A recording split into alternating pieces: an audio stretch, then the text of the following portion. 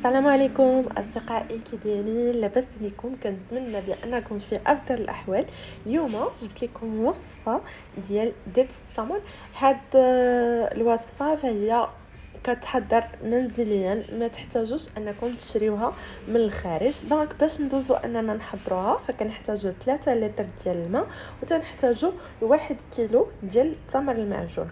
هذاك التمر المعجون غادي نخليوه حتى يطلق في الماء بارد، ومن بعد غادي نضيفوه على النار حتى يتفك ليا هذاك التمر. ملي غيتفك ليا التمر غادي ناخذ صفايه كبيره او شاش، او كذلك يمكن لكم تستعملوا زيت حياتي.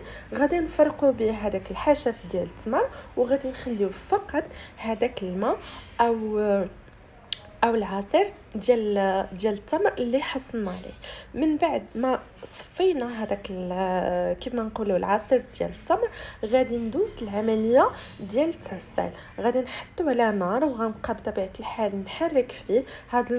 هاد العمليه كتاخذ شويه ديال الوقت. كيف ما كتشوفوا هذه هي النتيجه. انا هذا هو دبس التمر ديالي، راني حصلت عليه.